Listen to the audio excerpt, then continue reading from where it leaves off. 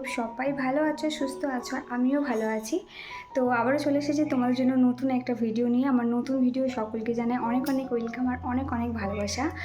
তো বন্ধুরা, এখন বাজে সকাল 11টা বাজে এখন। তো 11টা থেকে আমি আজকে ভিডিওটা শুরু করছি।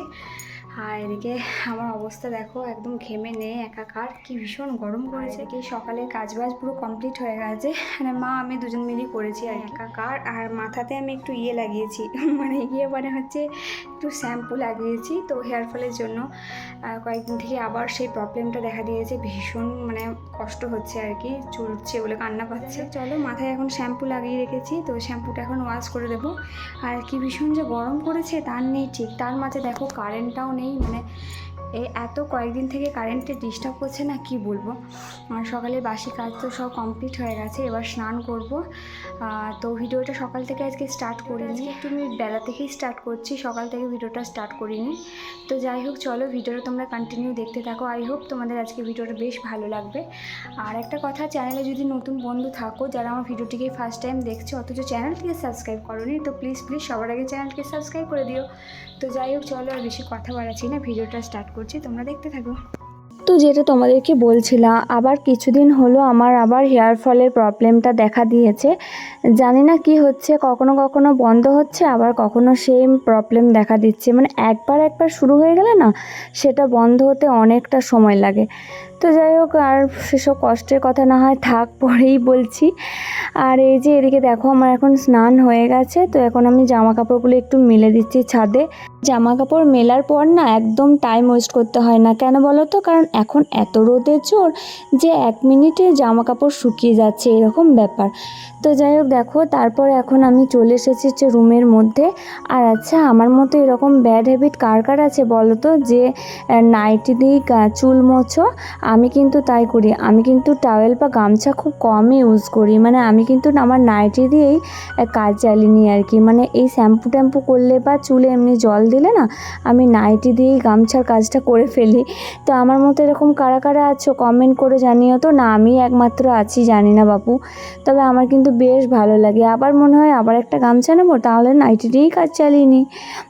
তো যাই হোক, তারপর এদিকে দেখো, অনেকেই বলে, শুনেছি যে বিয়ের পর অনেক কিছু শুনতে হচ্ছে। তো সেরকম একটা জিনিস শুনলাম যে নাকি খোলা চুলে সিঁদুর পরতে নেই। তো চুল খুলে আর কি সিঁদুর পরতে নেই। তো সেই জন্য দেখো, আমি হালকা করে চুলটাকে সামনে একটু ছাড়িয়ে নিলাম। একটু না আঁচড়ালে কি হয় বলো তো, একটু জট পাকিয়ে যায় আমার মনে হয়। তো ভিজে চুলে আমি কখনোই চুল আঁচড়াই না। তো ওই যে যেহেতু চুল খুলে সিঁদুর পরতে নেই, তো সেই কারণে সামনেটা একটু ছাড়িয়ে নিলাম। তো তারপর দেখো সিঁদুর পরে নিচ্ছি।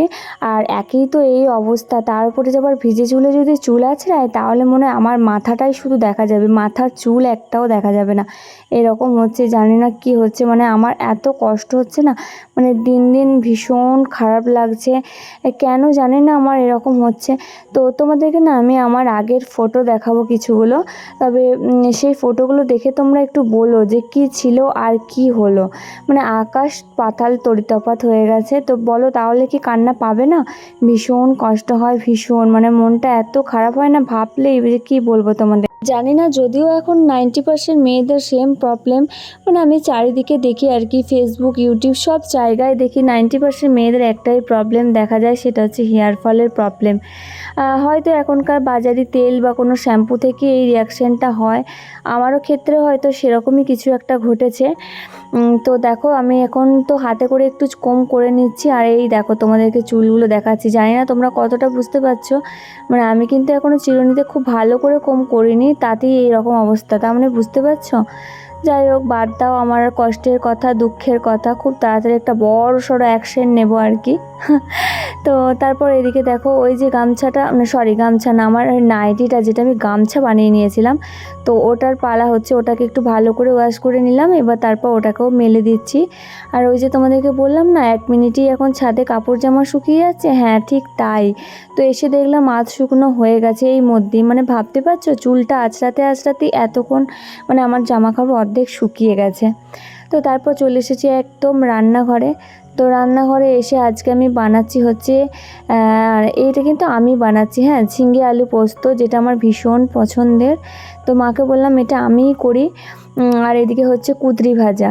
তো আমরা কিন্তু এটাকে কুঁদরি বলি। আরও কয়েকটা ভিডিও দেখছিলাম সেখানে কিন্তু অন্য নাম বলছিল।